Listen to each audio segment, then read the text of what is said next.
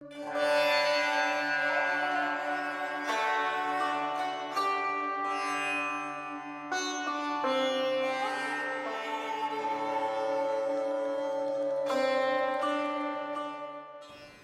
morning, everyone.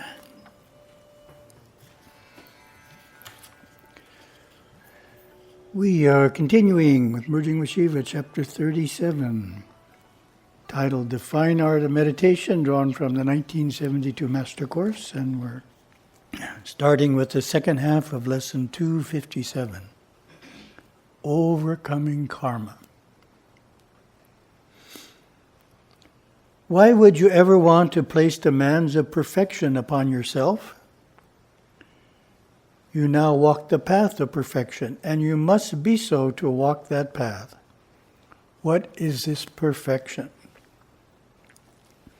First, it is a clarity of cognition. Second, it is a bursting of actinic love for your fellow man. Third, it is an openness and willingness to serve and fit in any capacity. Fourth, it is living a contemplative lifestyle better every day. Fifth, it is mastering all of your yoga disciplines given to you by your guru. Sixth, it is the ability to hold responsibility. Maintain a continuity of your own karma yoga. Yet have the mobile quality to be ever ready to do something different without losing continuity of what you have been doing in holding your responsibility. If you can gear yourself to accomplish all this, you are on the path of enlightenment, and you will surely prove to yourself, when you have your realization, that you are a free man in a free world, subject to nobody, to no power, even the power of karma. How could that which is formless and causeless be subject to anything? Lesson 258, Finding Your Guru. I am often asked, when one feels it's time to travel the spiritual path, do you recommend he aggressively seek a guru or passively wait and see what happens?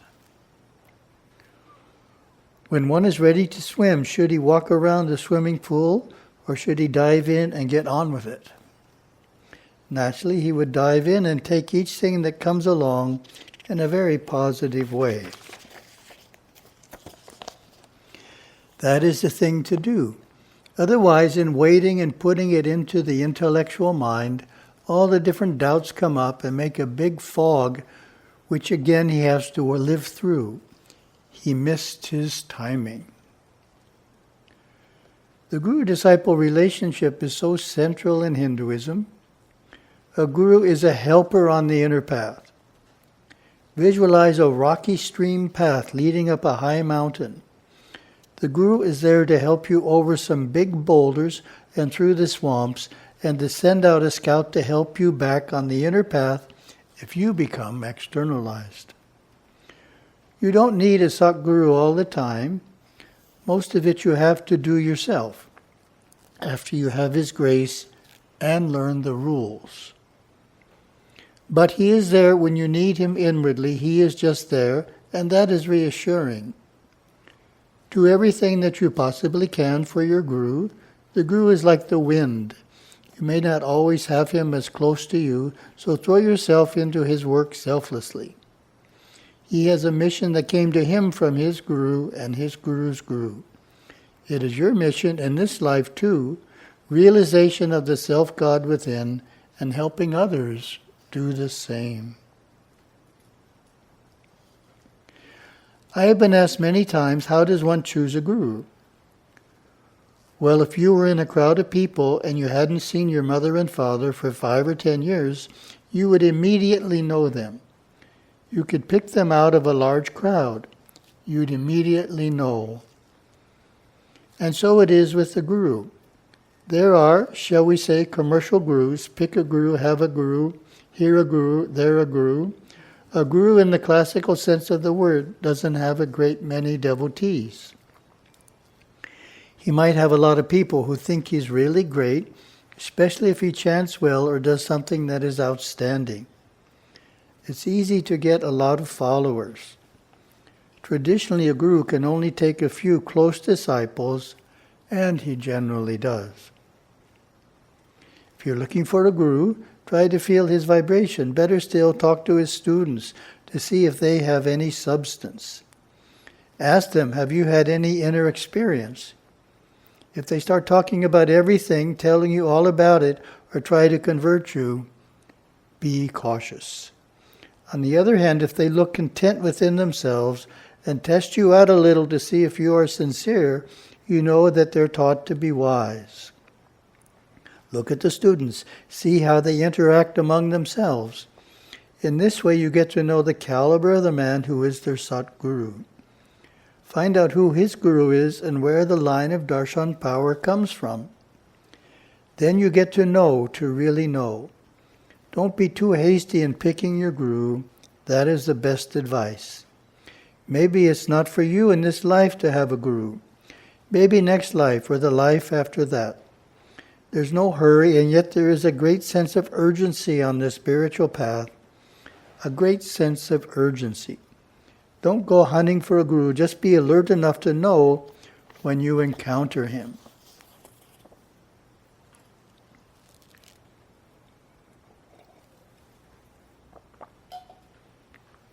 So we have my commentary. Sometimes in public talks I get asked the question, is a guru necessary? So this is kind of awkward because I'm the guru, right? So they're asking me, am I necessary?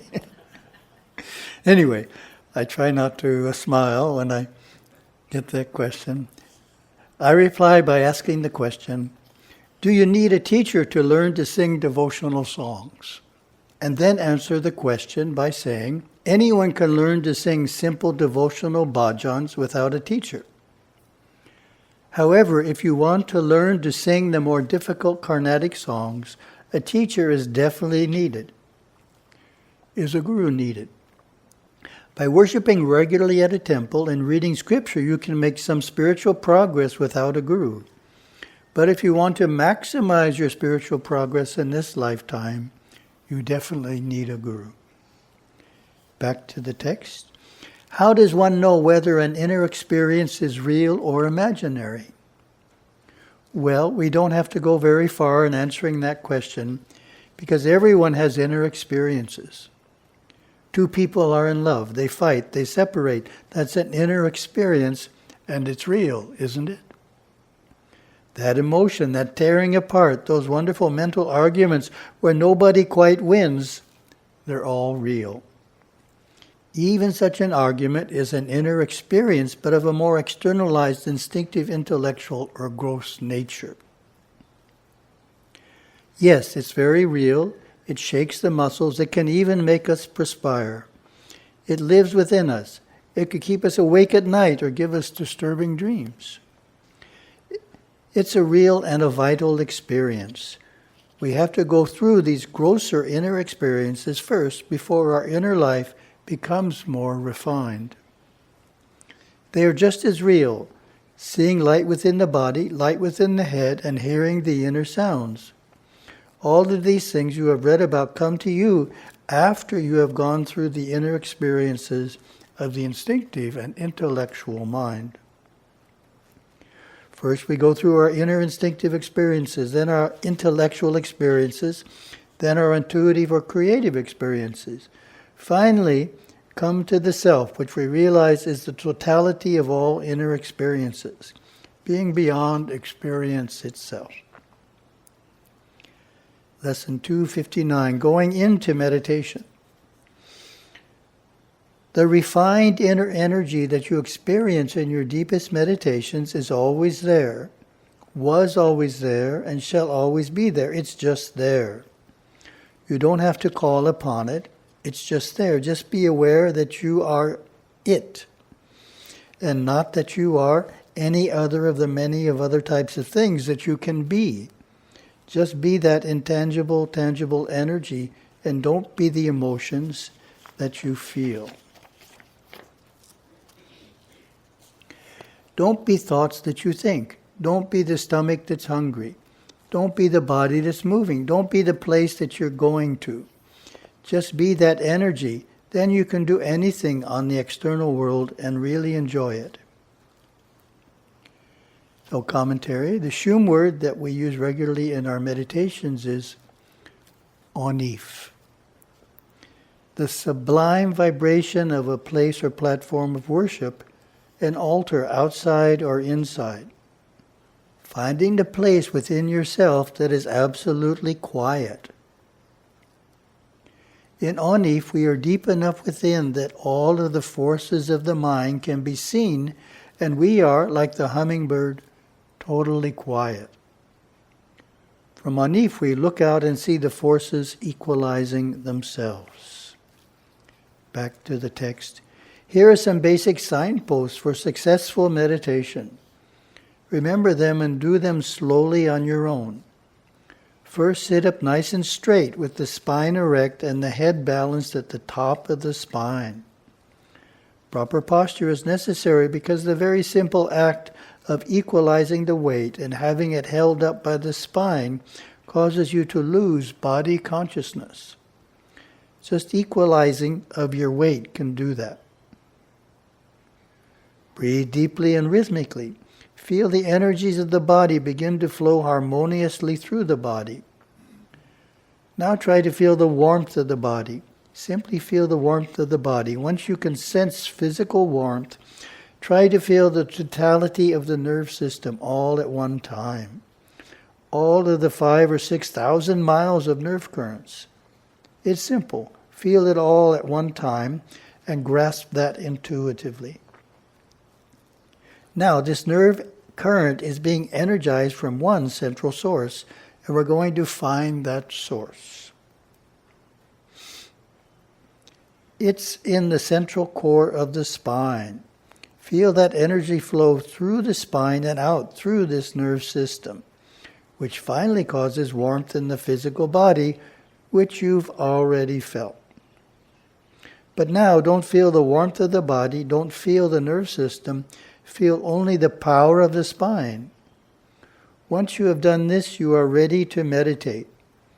You're alive in your body. You look alive. You look vital. Your face is beginning to glow. Next, simply sit in a state of pure consciousness. Be aware of being aware. Don't be aware of a second thing. Simply be aware that you are aware. A totality of dynamic, scintillating awareness, vibrant right in the central source of energy. It's closer to what you really are than your name, than your intellectual education, than your emotional behavior or the physical body itself, which you only inhabit. From this point in your own personal meditation, you can take off and travel in many different directions. If your guru has given you a mantra, for instance, contemplate on the inner vibrations of the mantra. Chant it to yourself, or follow whatever inner instructions he has given you. Coming out of meditation, we perform this process in reverse. Again, feel the power of the spine and let that power flow right out through the nerve system, energizing the miles and miles of nerve currents.